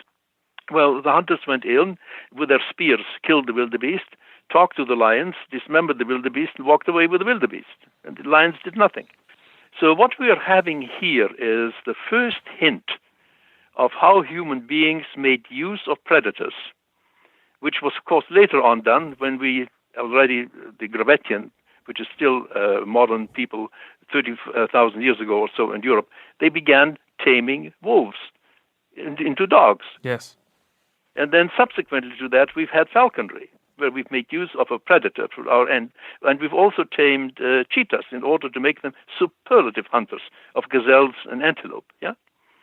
The most astonishing example came from Australia, and there are 2 books written about this. This is where killer whales cooperated with fishermen in the hunting of baleen whales, and even helped the fishermen tow the dead whale towards shore.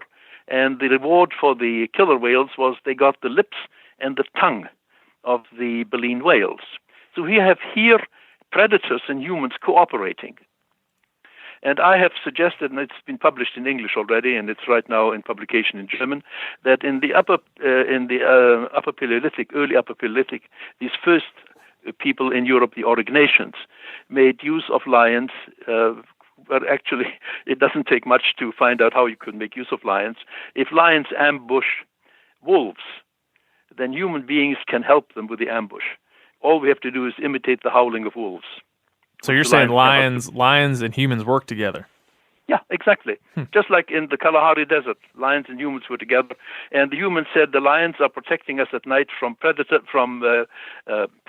and from hyenas. Wow. I've never heard that. Looked it up in this Smithsonian Institution. Yeah, well, we haven't looked at that angle. We've always thought of wolves and lions and predators in a negative sense, but we've also used them in a very positive sense. And the net result of that is that wonderful creation that we made out of the wolf, the dog. Yeah, the poodle. Oh, yeah, I've got a little one looking at me right now, and I wouldn't be, and I'm so glad she's not a wolf. The irony. I love it. Well, you see, this is ironic, but this is what happens when you do some homework, yeah? Mm-hmm. Yeah. And this is what we need. Yeah. And what we cannot have but we do have in modern society, but anybody with or without any background is shouting off on social media, and how do you tell the difference? Yeah. Well, that's what I'm trying to do. As I said, I'm a layman. I count myself a conservationist. I now live in a place where I'm among these charismatic predators, and I appreciate them on both the levels we kind of touched on earlier. Yes. And there, as you said, there is this complicated history where we obviously, worked with them, and then, at the turn of the century, we were vilifying them. Everything from coyotes. We were vilifying them a hell of a lot earlier. Right. Because wolves, without control, were a scourge of the land. And some of the best modern scholarship on this comes out of France, where they've had, in detailed record, over 10,000 cases where wolves attacked human beings. And Morisot is the name of the professor that's leading this work. In an interview, he said that if the documentation in France were not so badly damaged by wars, because so much of the documentation was in churches, for instance. Many of them were burned down during the many, many wars that the Europeans had there. He was sure that they would have a documentation of over 100,000, 10 times what they have today, you see. So we have also excellent documentation right across the globe. Wherever wolves and human beings have come together, the only way that we could exist is by very, very stringent control of wolves. And one of the most interesting things is Japan. The Japanese farmers eulogized wolves because they were the only way they had to reduce the damage to their fields. You see, the Japanese disarmed their citizens, and so the farmers had no weapons, and they could not kill and hunt wolves. They could not hunt pigs and deer, which were ravaging their fields. So what they did is they attracted wolves, and they eulogized wolves to the point of making them a deity. So that was a very, very positive outlook of human beings towards wolves, because they were helping them to maintaining their crops.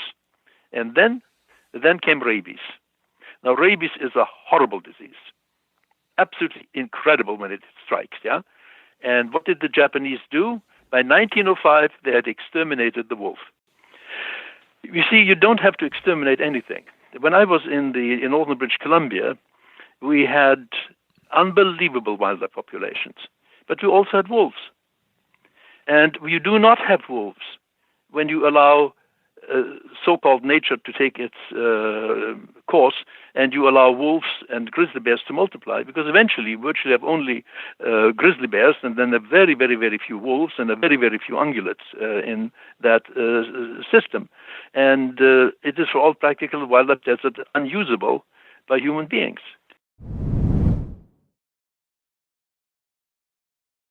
Bringing it even back to our relationship with predators, specifically wolves and every other apex predator that we've talked about, carnivore that we've talked about. There is, just by all the stories that you've told and all the readings that you've done and the vast knowledge you have of the natural history of this continent and the world, that we are just left with this very complex, very interesting, that's why we talk about it here so much, very interesting relationship with these animals. What do you think we should be doing in North America when it comes to what grizzly I bears think and wolves? we should be doing is maximizing biodiversity and maximizing productivity on the land so that people can take advantage of that. And there is absolutely no reason why we should not have wolves or coyotes or mountain lions. But what you have to do is you have to have a system of controls that ensures that everything is alive and well. And we had that in the past. When I was a young zoologist, the first day I went deer hunting, I saw 26 deer. I missed 8 bucks because I was then not very skilled at running shots. I had the wrong image in that, and I killed my 5-point buck the next day, you see. When I shot my first and last very, very large bull moose on December 23rd, 1958, in Wells Bray Park, I was lying on top of a snow cornice looking down the slope onto a large burn, and my friend was a mile away with a spotting scope looking towards me.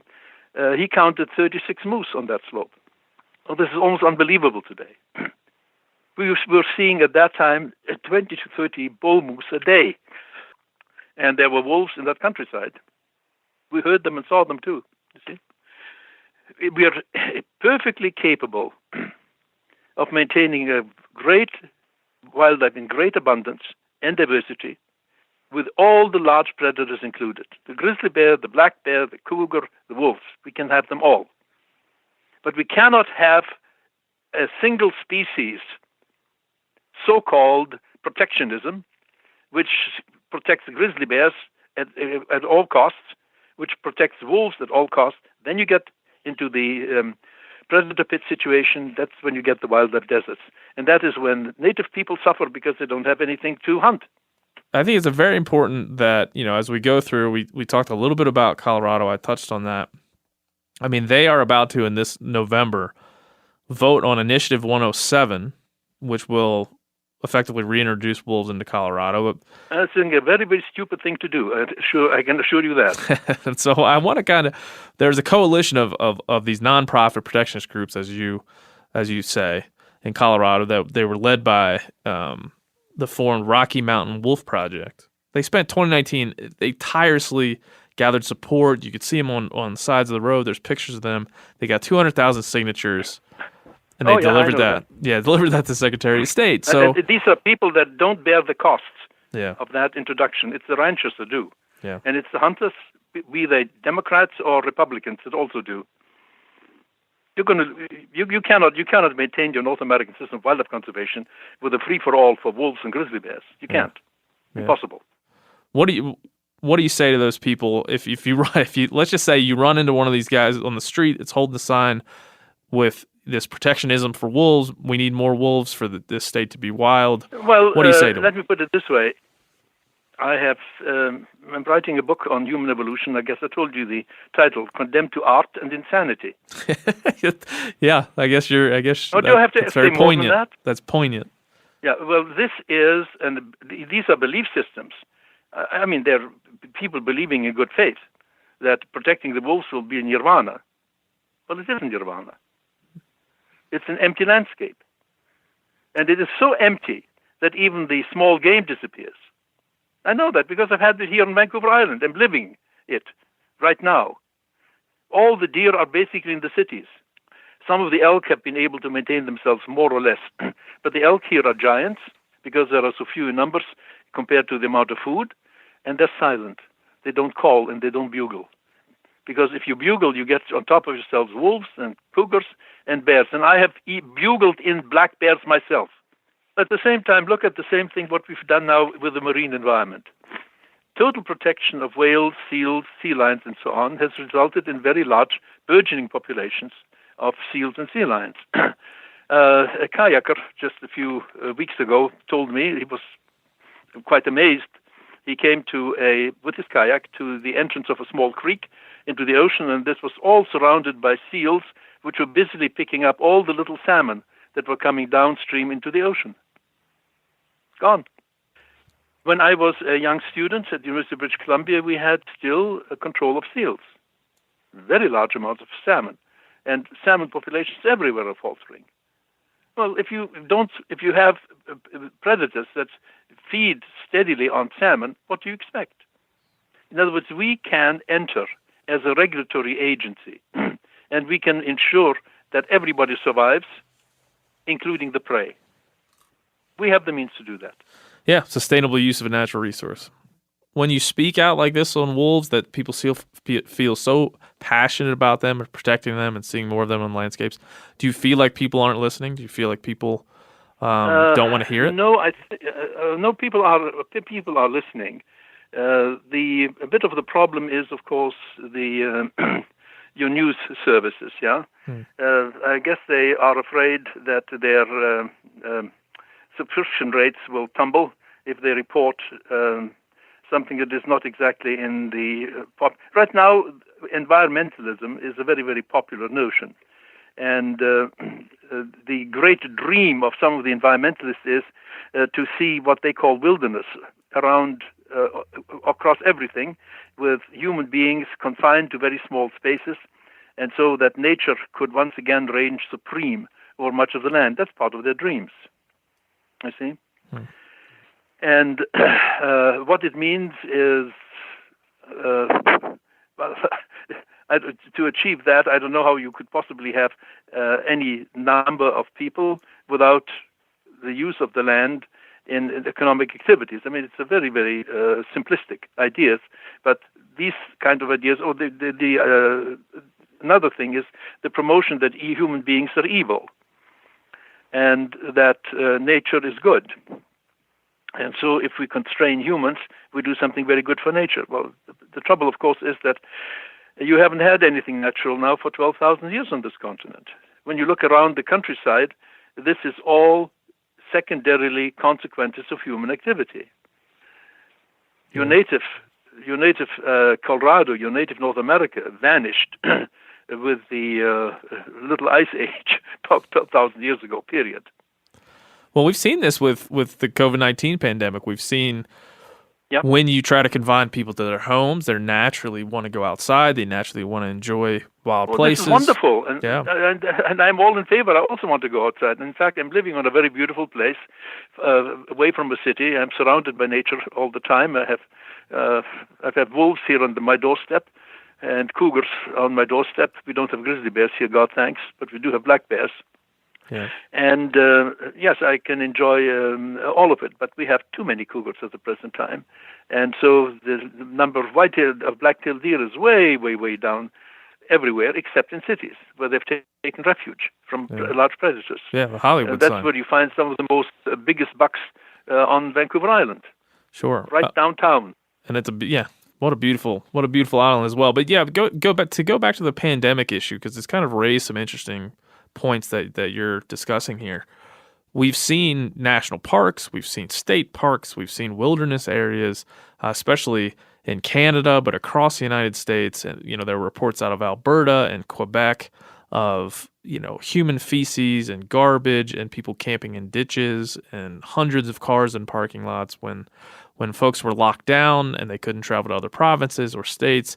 They simply retreated to these places that we, these ecosystems, these fragile environments that we try to manage and keep as pristine as we can, and it's caused lots of problems.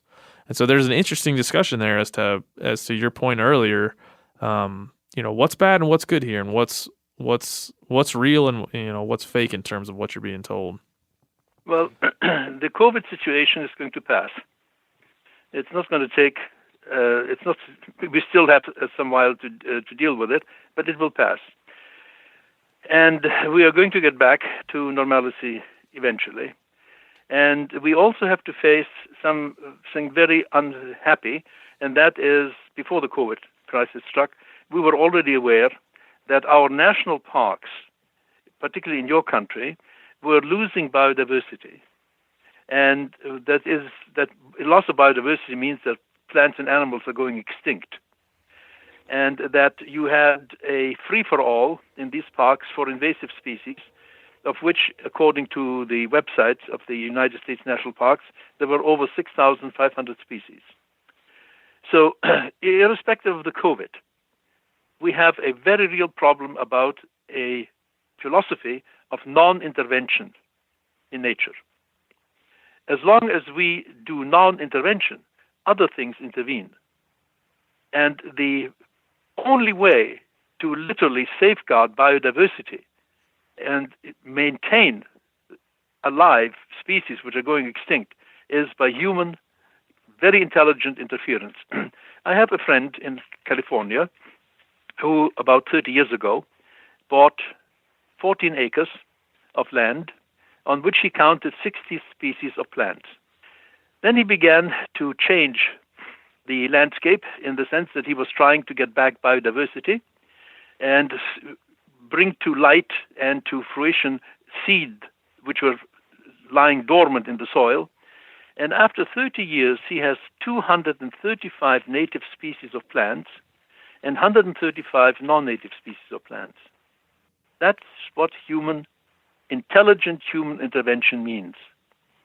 Whereas non-intervention means simply the decline and extinction of many of our sensitive species, reduction in biodiversity, and takeover by invasive species.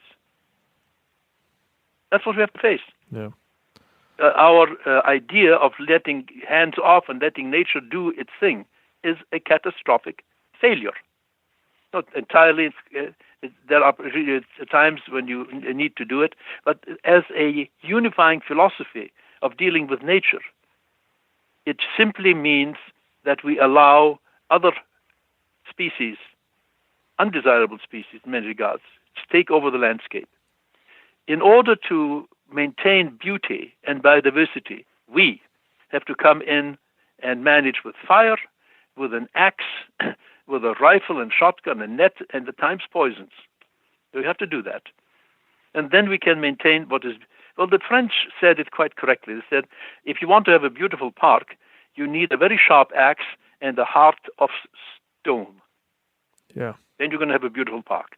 Yeah. Well, if folks listening didn't just hear that, rewind and listen to it again, because that's about as wonderfully stated. I've heard about how we can, as humans, cohabitate and balance the world in which we live. Because that's... Well, we have to do it, and we have to do it intelligently. And we can do it. That's the whole point. Yes, protectionism has brought back whales and a lot of marine life.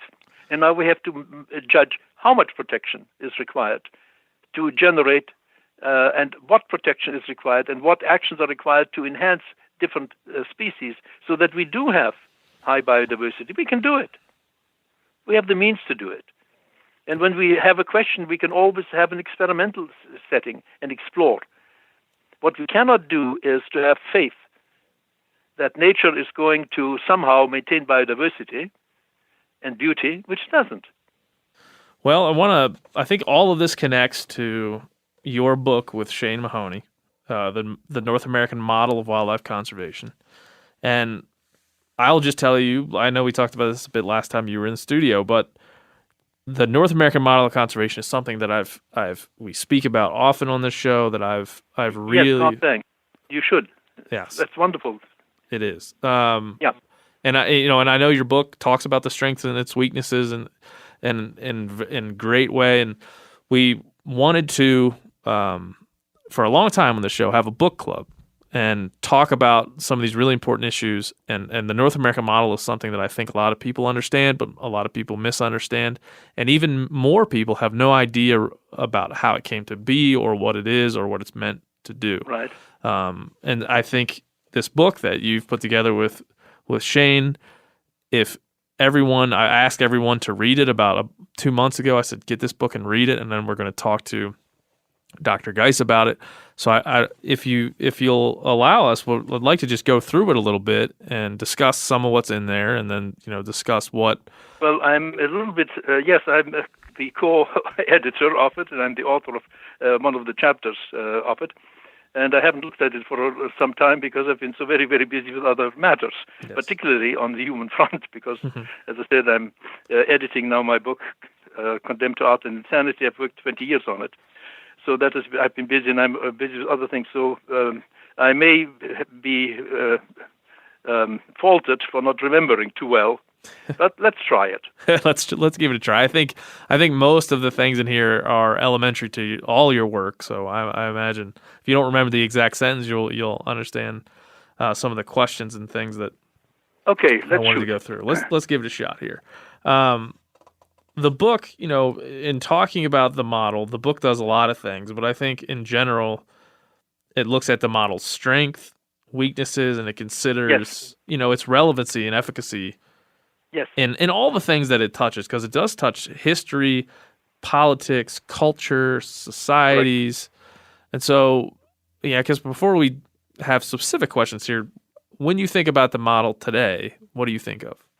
Well, the model is basically a model that assumes that the greater population of a nation has access to wildlife and will use this wildlife in the consumptive fashion. In other words, not only do we enjoy it alive, we also enjoy it on our dinner table.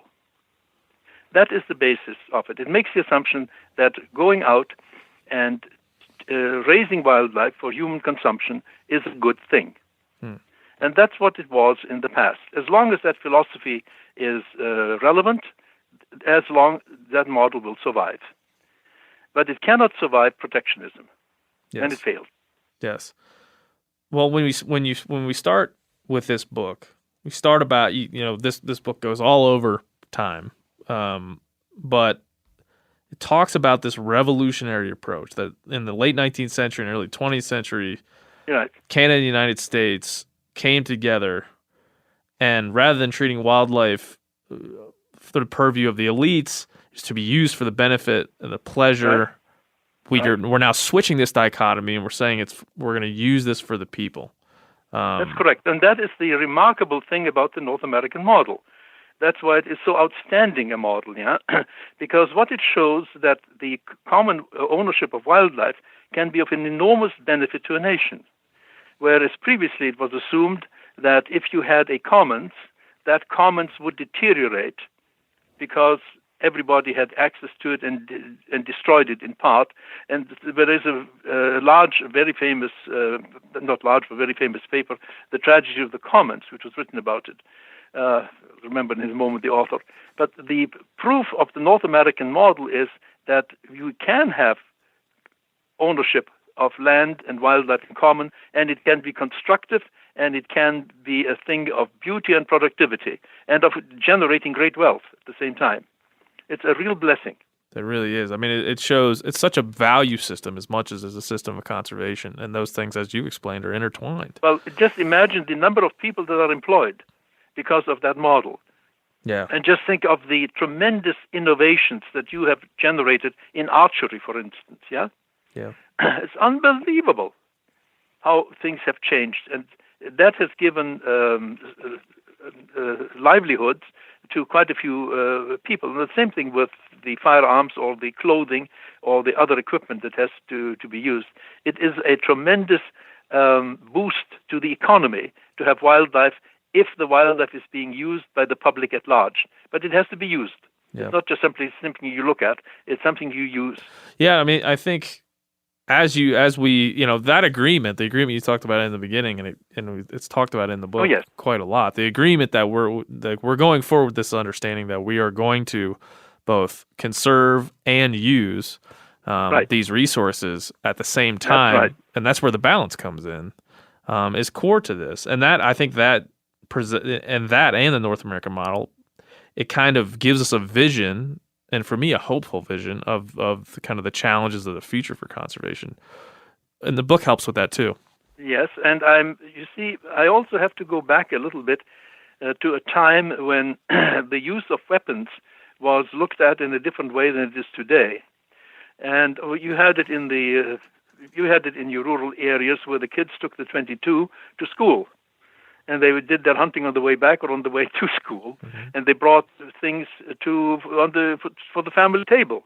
I did that when I was a teenager in Canada, yeah. And my grandmother and I had a wonderful relationship precisely because I was able to bring in game and fish, and it was so greatly treasured and valued by the family. I'm thinking right now of some of our native people in northern Canada that are faced without wildlife. What do the kids do? If you cannot go out and get yourself a rabbit or some ducks and geese and so on and so forth, if you find an empty landscape, what do? Do you smell gasoline, or do you go and commit suicide? That's exactly what the kids were doing, you see? Wow. So there is a greater good to have wildlife around. We are hunters. We are by nature, as I stated in the beginning, an oxymoron, a meat-eating vegetarian. But we are that. And as long as we maintain that in a reasonable fashion, you have a world of great beauty and diversity, and we can have that all. We can enjoy it, yeah. But we cannot have more sort of single idea preservationist attempt dealing with nature. That leads to disaster. And in the book too, as we've discussed here, that it almost seems like derivative of any discussion like this that we're going to delve into the past. And in the second chapter of this book, you start to ask questions like, why look at a history of our humanity in these species? Why look at the Pleistocene? Why look at Neanderthals? Why look at the first predation of humans? And yes. Talk about these ideas of why we're asking that question and what we can learn from our history, and how that sets up the model. The first is a very cautionary lesson, and that is that human beings in nature have been in a very unhappy coexistence for about 2.5 million years.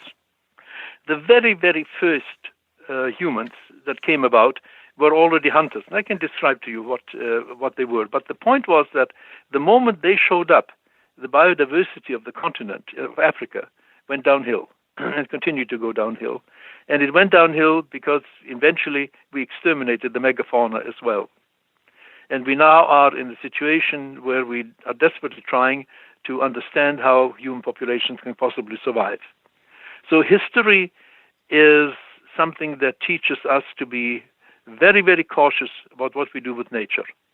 We know that. We can make nature bloom, and we have to do that. But much of the time, we've been a negative force, and this is where the environmentalists have been quite correct about it. So, and then comes the point is, how did we go and interact with nature? And how was it possible that human beings were able to flourish in the first place? Because human beings are the only primate that can stay at night on the ground surrounded by large predators and does not have to climb a tree at night. All other primates have to climb trees. We're the only ones who don't. So here we right away are into an interesting question. What the dickens did we do? Because previously to that, we were a prey of many predators. And when predators get a taste of human meat today, they absolutely continue going after it. Human beings apparently are, the cannibals are stating that there is no meat like human meat. It's the very best there is. And the predaceous lions and tigers and leopards in the past have verified that as well. So there's a big, big question, which is intellectually an interesting question. What did we do to survive at night, surrounded by large predators, without weapons of the kind that we have today? So this was one of the first things that I have to crack. And you can read in my book how we did it. We get to the point as we move to history where we start to, after the American, the depletion of wildlife, the American frontier, the book talks a lot about what factors led to kind of the reemergence of I don't know if you would call the enlightenment of the conservation rise at the turn of this century, but you see, you've put the finger on the right thing. Our conservationists have to be very keenly aware of what happened after Columbus came to North America. Because what happened was something horrible happened there. Somewhere between 56 and 120 million people were destroyed by European diseases. Before that destruction, we have some idea what wildlife was like in North America through the eyes of the early Spanish explorers. And they tell us there was no wildlife. It was a continent overpopulated by human beings. It was a continent continuously manipulated by fires set by human beings, and very effectively so. The eastern hardwood forest was actually a man-made nut garden. That's how powerful an influence we exerted. Then came this terrible mortality of native people, which already began with the De Soto expedition in 1539. And the natives realized, while the expedition was in progress, that they were in danger, just getting even close to whites, and they fled. But they didn't save them in the last end. Our diseases followed them through. So between 50 million and 156 million minimal, and 120 million people died. And you all of a sudden had a continent that was virtually free of people. And wildlife took over in a burgeoning fashion in the 1600s and 1700s. And that's what we saw. That's what Daniel Boone saw when he comes down. An abundance of wildlife. Passenger pigeons darkening the sky. You see, Cabeza de Vaca or De Soto never saw a single passenger pigeon. Passenger pigeon came into this massive existence once the nut gardens and the fruit trees were no longer being harvested by human beings. After all, 56 to 120 million were dead. So the wildlife then took over, and that is what environmentalists are seeing and not recognizing that this is an artifact. This is an artifact of European exploitation of the continent itself.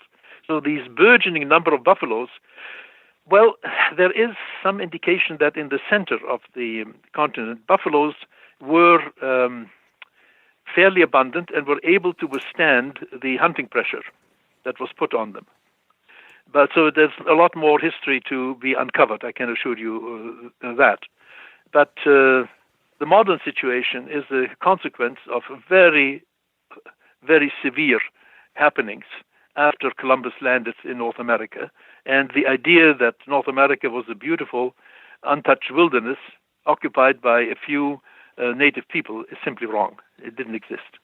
Well, then you get to, so, would it be correct in your mind in saying that hundreds of years of this understanding of our true impact on this continent led to this enlightenment in the early 1900s and then leading up into... Well, the enlightenment came when people of wealth began to notice how the wildlife was vanishing. Yeah.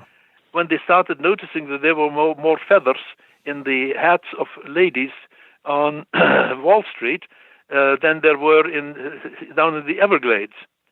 The destruction of the American buffalo was, of course, also something that became very, very noticeable, and it just became a factor in the formation of such organizations as the Boone Crockett Club in, I think it was 1886. And you had your great president, Teddy Roosevelt, involved. What happened was your North American system of wildlife conservation arose in opposition to this enormous destruction of wildlife that took place in the 18th century. Pardon me. Yeah, I mean, and you talk about some of the most in the book in chapter 3. You talk a lot about some of the most important pieces of legislation, some of the national parks and national forests, and in really from like 1901 all the way up till 1936 when President Franklin Roosevelt. By the way, make sure that this was a cooperative effort in North America between Canada and the United States. Sure. And the most amazing thing is that Canada, which was a loyal colony of Great Britain, did not accept the way of wildlife was managed in Great Britain, but joined hands with fellow Americans in the United States to generate jointly a continental system of wildlife conservation. That's what we have. It's not a U.S. system. It's not a Canadian. It's a joint international system that covers North America. That's the glory of it. Yeah, it shows how human beings, when they want to, can come together to create something useful, something beautiful, something of great importance. We can do it. And when you first, I think it's an important time to talk. When you first sat down to try to articulate what you knew to be this model, I was very interested in game ranching. And I held a conference in 1971 in which I invited game ranchers from all across the world to attend, and they attended. We had a wonderful get-together, and after I was preparing the treatise, looking at all the papers and all the consequences, it suddenly dawned on me, oh my God, this is not the way to proceed. And when game farming became very popular with my colleagues in the Canadian Wildlife Service, I was at one point castigating them for their support for that, and I stated that if you continue this path of promoting game farming, you're going to destroy your system of wildlife conservation. And two senior members of the Canadian Wildlife Service, men that had worked all their life with wildlife and were about to retire, shot back at me and said, "What system? We do not have a system of wildlife conservation." And I said, "You bloody well do have a system of wildlife conservation, and I'll write it down for you." And I did. You see, I am by background a European, and I was raised in the lore of the German hunting system. So I knew very, very well what the European system did and did not do. And that is what I based my construct of the North American model on. If you take the 7 pillars of the North American system and reverse them 180 degrees, you have the Central European system of wildlife management. You see, I did not write a history of the North American system. I stated this is what it is.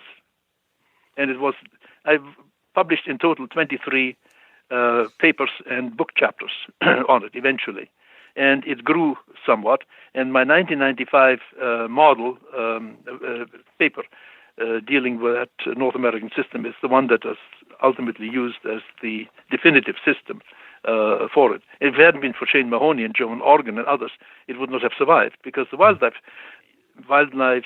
Society was very much opposed to what I had written. And I was blackmailed from conferences, and some interesting things happened. I was vilified. And eventually, saner minds took over, and they realized that you had really quite an astonishing, unique system of wildlife conservation, and now we're celebrating it. God thanks. But there was initial opposition to it. I can assure you that. Yeah, and I remember talking about that last time, and I remember understanding, especially from Shane and our conversation as well, that this needed to be championed. It did, and nobody can articulate it better than Shane Mahoney. Yeah, he's a marvelous speaker. Absolutely, and he's also a poetic speaker. No, I admire very much his competence. He's a great man. Yeah, and for me, as I read this book, as I think about the North American model, it's strange to me that it would need to be championed. It's something we had already kind of adopted. Yes, it is. It is something that you should be very proud of as North Americans. Yeah. This is a unique system, and it works. Yeah, that's the point. And it has produced wildlife in abundance. And what it has done is you can take a landscape and make it beautiful and productive with that system, and the public participates in it. It's not a system that is based on the elite as such. No. It's a system that is open to the public as a whole. Anybody can participate, and they do. Yeah. Well, there's a couple of key questions that Rosie Cooney writes on at the end of the book I wanted to discuss with you. One of the first questions is really simple, although it's discussed in detail in the book. It's really simple. Who owns wildlife? And I think that's a key to where we are with the model. Well, of course it is the key to it. And wildlife is in the public domain. Yeah. You and I, as citizens of Canada and the United States, own the wildlife of Canada and the United States. And that is something that you don't find in Europe. because wildlife is tied to the ownership of land. Yeah, and this is that how common in your experience is that globally? I know we use that. Very, very common. Yeah. Very common. That was their root system of people that had huge land holdings were able to conserve wildlife, and they did, by the way. And people destroyed wildlife notoriously. So one of the lessons from history is when wildlife is in the ownership of the elite, and there is a revolution, the first thing that gets destroyed is wildlife. That happened in the French Revolution. That happened in 1848 with the German Revolution. That happened again in 1947 in India, when India managed to get free from Great Britain and became independent of that. People turned on wildlife, which is completely destroyed. Well, in the book, Dr. Cooney writes about it. Wildlife is a fugitive resource, meaning animals don't care if you make arbitrary borders or if you own this or own that. Animals just do not care, and they don't care, of course. Yeah, that has been problematic in some ways, but in our model, it's been illustrative of lots of points. But then you look at a place like South Africa, where you have these animals are put in a fence, and then that property owner owns that. This happens in Texas as well.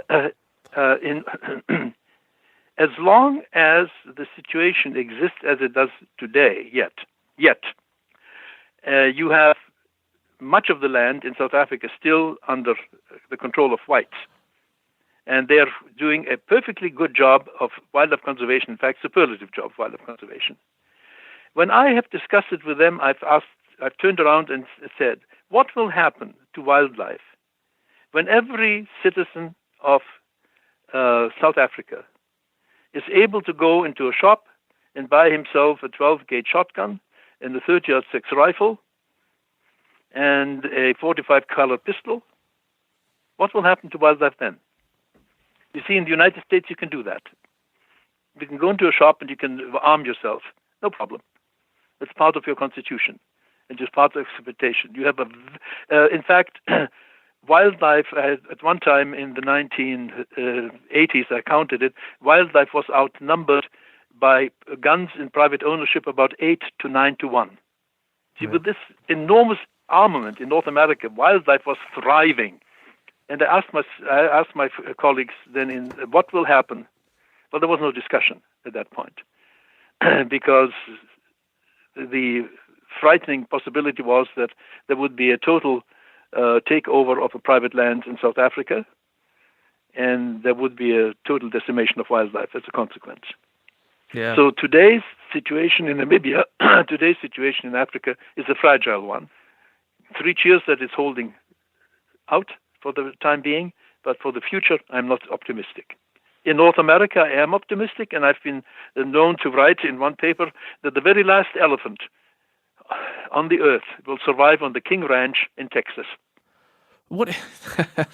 I think you're right, and we have such a strange dichotomy there. I lived in Texas, and I often when I read that part of this book, and this is in the last chapter, I'm going through and I'm thinking many parts of Texas don't abide by this North American model that we've that we've developed. Well, in this country. They do in part, and they in part don't, but in part they do. Because Texas wildlife is still being managed by the state with authority to do certain things. And I'm quite a fan of some of the things that I've seen on Texas ranches. Some very, very good management is taking place on that. Very good management.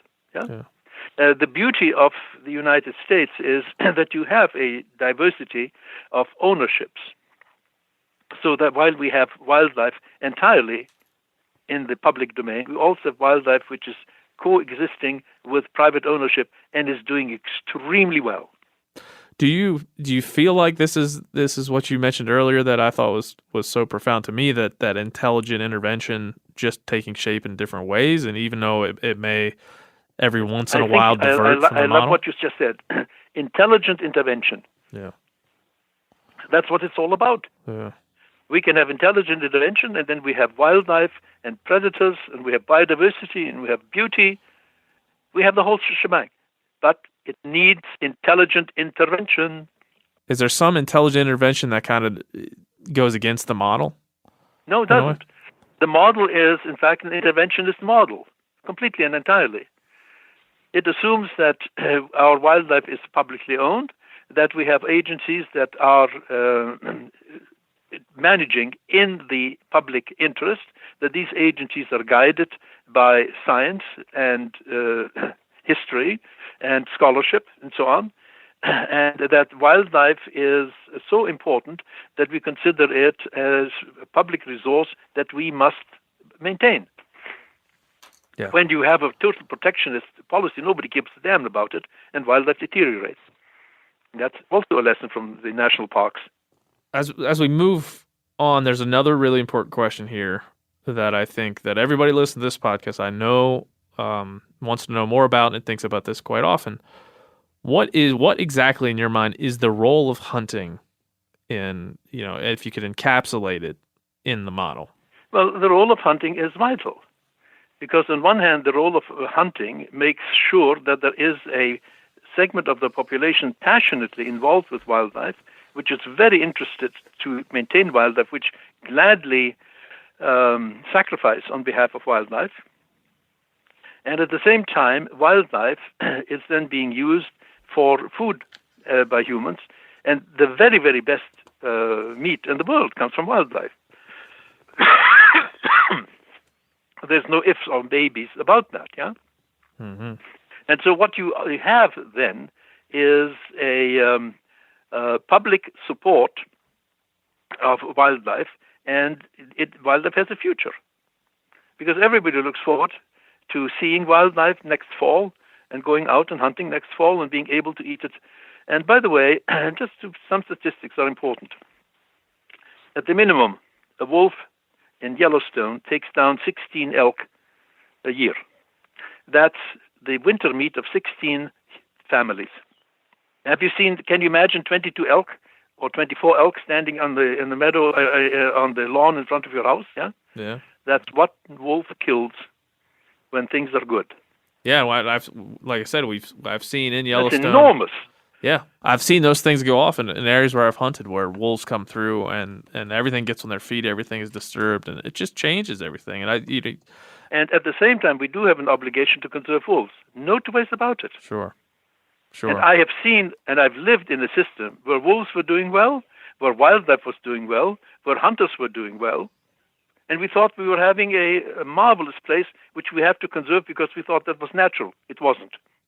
Well, and there's some, I'm glad to hear you say there's an obligatory nature to it rather than an emotional nature to it. We have to see these things as an obligation, right? Something that we have to do. Look after everything, and the more diverse the natural system is, the greater are the opportunities for some unpopular animals to exist. Something like rattlesnakes, yeah? Yeah. Not very popular, but there's a place for them in nature. And if you protect landscapes so that the big fellows can exist, all the little ones will be there. So this is what you have done in North America is to simply demonstrate that with the public ownership of wildlife, you can create biodiversity, you can create productivity, you can create beauty, you can create great employment, and economically it's a wonderful model. But it depends on the utilization of wildlife. I think to wrap things up, we could go on for so long about this book, and I think we ask our listeners to write in and review the book and ask some questions. By all means. And so hopefully, yeah, we have. I read through dozens of these, and I picked one from Cody Tilt out of Wyoming, and Cody. Oh yeah. He had a question, but in his review of the book, he said this. He said, "I feel like I never quite knew the breadth and depth of my experiences outside. I never knew hunting until I read this book. I could really understand the complex nature of what I was taking part in, and I can't wait to share this with my friends and family and everyone that asked me questions." Wonderful. Yeah, so that was part of his. He wrote a long email, but that was part of his email. And his questions, he wrote a lot of questions, but I think one of his questions was, I think, something I know that you've thought of. It's discussed in this book. He puts it well, and it's very simply, what is going to happen in the future to this model? What needs to change to keep it going? Well, what needs to change to keep it going is we have to get some sanity back into our environmentalism. We have to get away from the extremes of you protect this, you protect that, and you try to get back to nature and so on and so forth. You have to realize that what was natural is long gone. We now have the obligation to look after nature. That's our obligation. And our obligation is to maintain every piece of nature. We must maintain biodiversity. And the best way to maintain biodiversity is to have as much of the public involved with wildlife as possible. And when you have a public that is looking forward to the hunting season, there is such a thing as a Swedish illness in Sweden, yeah? That's when the men disappear hunting moose. That's a Swedish illness. And when you have that kind of an appreciation, you are going to have exactly that what the model has done in the past, which is now being destroyed by, I think, a rather ill-informed and malignant environmentalism. And that is the overprotection of predators, the overprotection of landscapes. We have to realize that we have the obligation to manage intelligently. And the model has shown us the way how. Yeah. I think there's no better place to end, because as I search for, we have these certain flashpoints, and we've discussed them here. We've discussed, charismatic megafauna and predators, and there's certain flashpoints that. Oh boy, you should get into how Neanderthal hunted. I know you are a hunter. Yes. And you take it for granted that you go out and take a weapon and you start. Neanderthal was a super predator that was nocturnal. He hunted at night. He had big eyes, bigger than your and mine. He had a brain that was larger than mine, but it was not large in the front. It was large in the basal parts. That's where vision is located in the brain. In other words, the parts of the brain that support vision were huge in Neanderthal, absolutely huge. And they, Neanderthal hunters, men and women, suffered bone breakages. And the bone breakages resembled that of rodeo cowboys. Really? Oh, yes. And what they were killing primarily were very hairy beasts that you could hang on to when you put your hand into it, yeah? Basically, there were two hunters involved in the killing of a large, hairy beast. One who hung onto the beast to distract it, and the other one who killed it with a spear of very sophisticated design. I mean, history is a lot of fun. Wow. And here we have a hunter that survived for about 400,000 years. Eventually they died out for various reasons. But I found them quite fascinating. This is why it's interesting to go into the history of human beings. Human beings have been incredible, absolutely incredible. And just as incredible is really our system of wildlife conservation when you think about it globally, because it's so unique. Well, by the way, the Russians for a while tried to get it, but the oligarchy won out and they didn't get it. But I had several of my papers translated into Russian and published at that time point. It's too bad. But our model is still, and it is unique in another sense. It can only be done in an armed society. Our model cannot be transferred to China because the Chinese do not allow arms to the citizen. We're living on a continent in which we have so much trust in each other that we allow each other to be armed. I mean, that's wonderful. Yeah. I mean, what you said, sometimes when I'm talking to you, I feel like a Neanderthal myself, because I feel like we could have these conversations for 3 or 4 hours every single time. We'd probably do it weekly. you've read so Well, much, we you've can do it studied so another time. much. Oh, we will. We definitely will. But I just want to say that, again, I know we said this last time when you're here, but I appreciate your willingness to come and talk with us and your willingness to, really to commit your whole life to these ideas that are so important to my generation, the next generation. And I think it's so incredibly important to hear what you have to say and to read this work and to continue to have the dialogue that you've been having your entire career. I'm glad that you're there. I'm very glad that you have an access to broadcast your visions, and congratulations. This is very important what you're doing. Thank you. Thank you very much, Dr. Geist, and we will definitely catch up soon, and hopefully... Till next time, then. Yeah, hopefully I'll be able to come over, and we'll hang out in your... So I hope you will. COVID-19 will not last forever. That's right. And could you just quickly describe, before we go, what's your setup there? What's the cabin like, or what's the house like? Deep in the woods where you can reflect. Well, I have a house on 20 acres, and I have been filmed here a number of times, and you're looking at a room in which there are quite a few antlers hanging on the wall and pictures and so on and so forth. Those that have filmed have told me that it's an ideal setup. So you can come and visit here. We have got excellent facilities in our little town, which is about 20 minutes away or so. And as I said, it's not the first time that people have come and visited me, and we've had films taken of me. Well, that's beautiful. Well, again, I just want to say thank you very much for all that you do and all that you've done. Okay, and thank you. Till next time, I'll say goodbye. Bye-bye. Goodbye.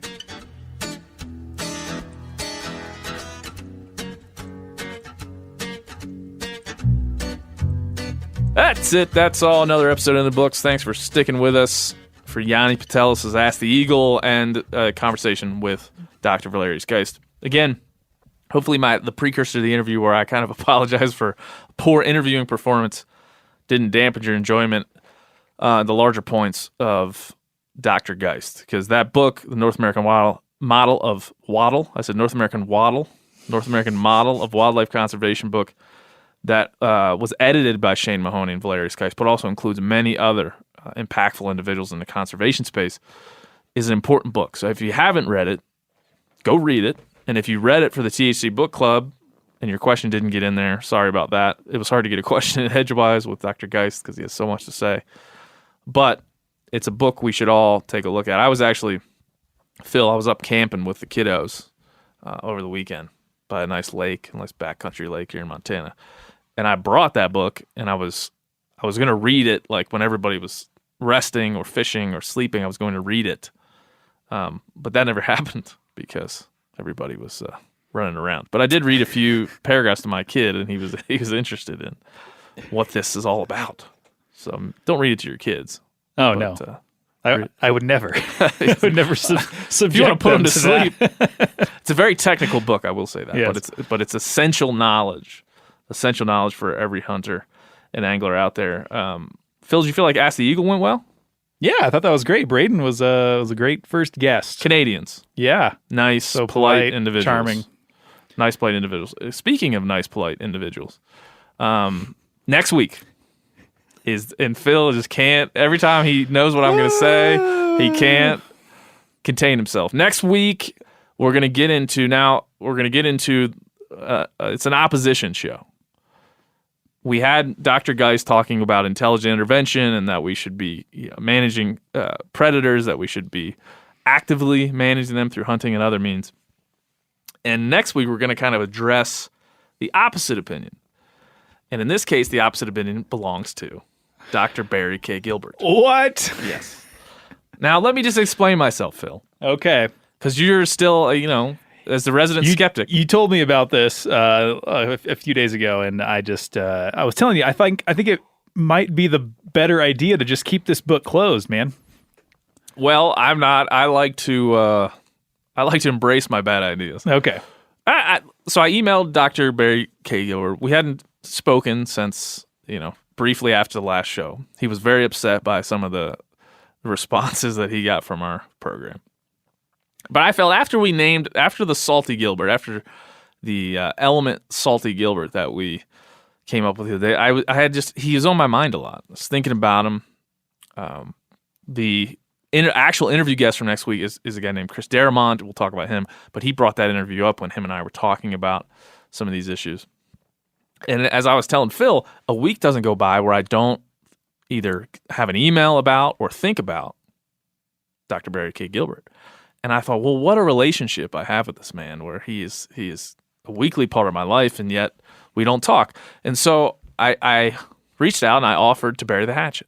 I basically said, hey, come on, let's have some fun. Let's bury the hatchet. Let's talk about our core values and where they align, rather than arguing about what we argued about prior. There's a lot of ways that it could go. And so next week you'll see how it did go. So hang on to your seats, right, Phil? That's right. And Phil is conspicuously going on vacation right after we finish it up. So yeah, you might need it. I mean, I just assume that everything's going to come crashing down after this interview. Well, maybe this is the last, or the next to the last episode of THC. While I'm at it, go give us a review on iTunes. Subscribe. Tell your friends to subscribe. Do all you can to support the show. We certainly need it to support my bad ideas. There's also a new podcast on the MeatEater Podcast Network, Ben. Oh, yeah. Bent. B-E-N-T. Check it out. Get bent. Check it out, yeah. Fishing podcast, Miles Nolte, Joe Cermelli. You'll hear the ads. Hopefully you'll hear the podcast. It's a good one. It's different than anything you've ever heard, I guarantee it. So go give it a listen, and we will see you next week for Barry K. Gilbert talking bears. Say bye, Phil. Bye. Too long, 'cause I can't go a week without doing wrong.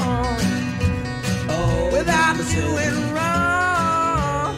Without doing wrong. Oh, without doing wrong.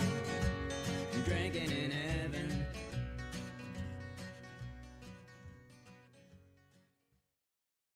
After 3 years of work, our follow-up to the MeatEater Fish and Game Cookbook is here. It's the MeatEater Outdoor Cookbook, wild game recipes for the grill, smoker, campfire, and camp stove. Here is your book for everything that's best cooked or eaten outside.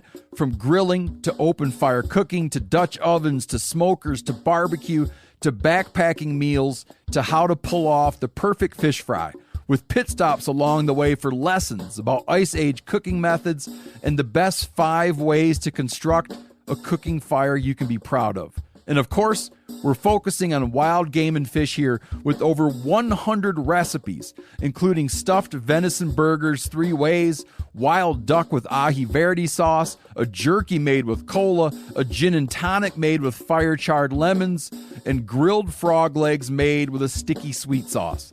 This ain't your normal cookbook, so be prepared to be surprised. Get your copy now. For more info, visit themeateater.com or buy it wherever books are sold.